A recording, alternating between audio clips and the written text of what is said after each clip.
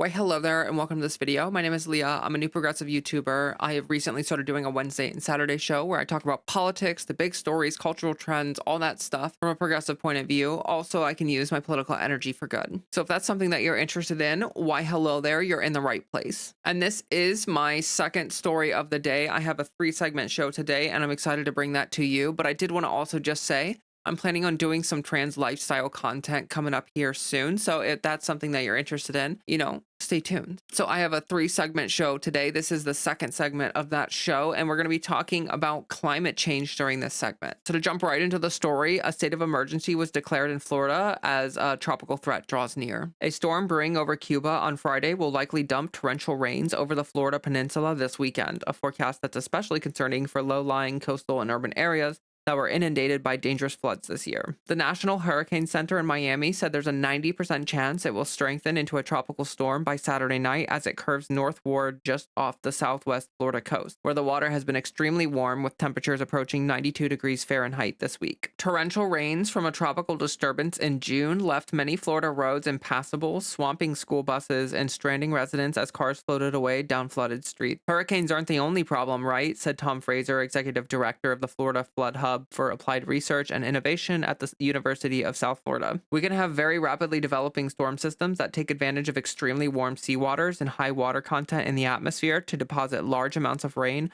on various parts of the peninsula. So Florida Governor Ron DeSantis declared a state of emergency for most Florida counties, extending from the Florida Keys up through Central Florida and the Tampa Bay region and into the Western Panhandle. DeSantis spoke of sea level rise and the threat it poses to Florida during his first term as governor, but that message quieted after he won re-election and ran for president. Despite record heat and increasing costly hurricanes, DeSantis recently signed legislation that erases most references to climate change in state law and nullifies goals of transitioning the state towards cleaner energy. Now, this is just goofy madness. Like, honestly, I can't believe what we're seeing from Texas and Florida. Like, obviously, climate change is real, and it's something that we should be deeply concerned about as a people because we are quickly approaching the cutoff date where any action can be done to make a difference for our future to prevent catastrophe. And what really bugs me about that is that some of the states that are most affected by climate change are red states. For this story in particular, obviously we're talking about Florida, but Florida is not the only example that I'm going to bring up here. It's just wild to me that DeSantis can simultaneously call a state of emergency in his state for tropical storms.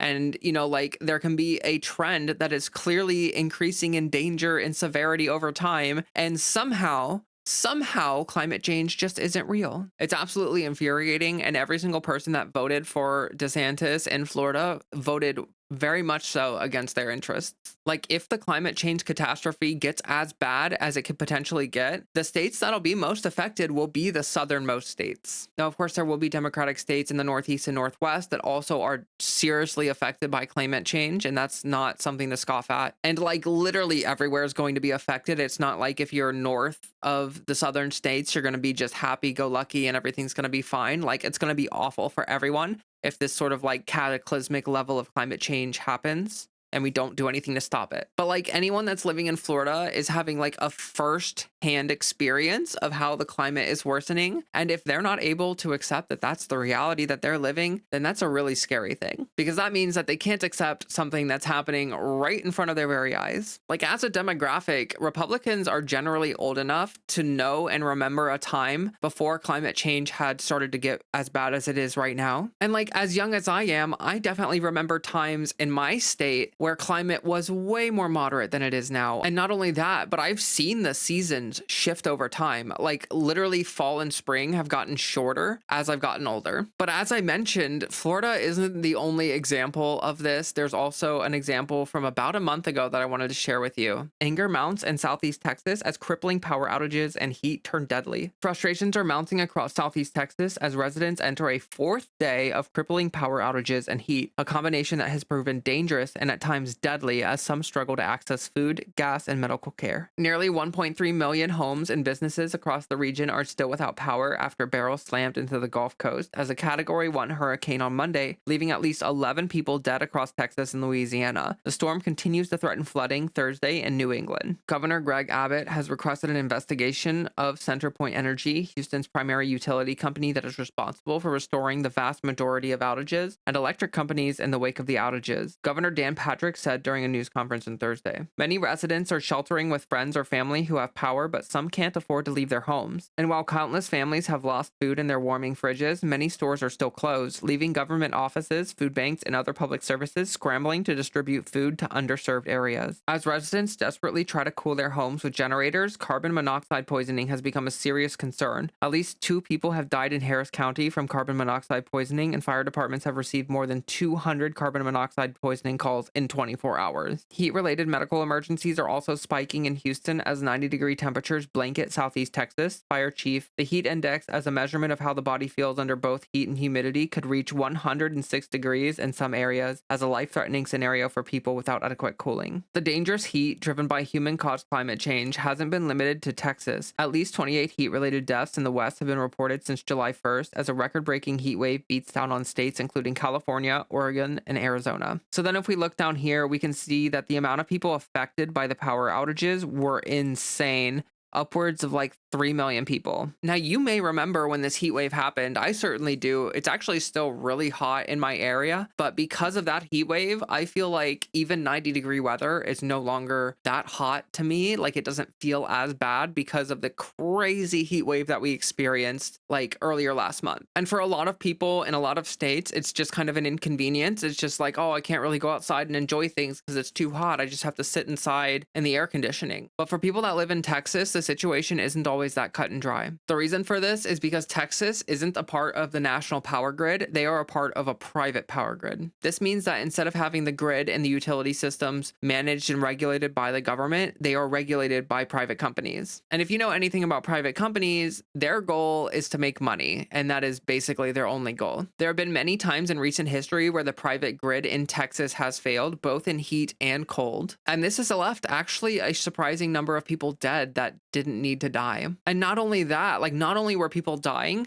but because these utility systems are done by private companies, they change the pricing structure depending on what supply and demand is like. So if you have a situation where most of the grid is down and you have less supply, but you have a ton of demand because like it's the hottest it's ever been or it's the coldest it's ever been, then you have a really big issue because like people are getting charged in those situations insane amounts of money to just like sit in their air conditioning and stay alive. When the government runs and regulates utilities, customers are a lot more protected from these kinds of harmful business practices because it's not just up to some money hungry executive to decide whether people can afford power or not. And to be totally honest with you, I think that it's kind of a no-brainer to say that like this system that they have going on in Texas just does not work. I can only imagine the frustrations that people are going through in Texas as they go through like these major climate events, and it affects them on a level that it does not affect the rest of us. Like during these heat waves, I'm sure people were chewing through their savings trying to stay alive and trying to stay cool. And that's if they had the option. There were a lot of people who didn't even have the option to spend their savings to stay alive. Honestly, stuff like this, it's like shocking that anyone would buy a house in Texas.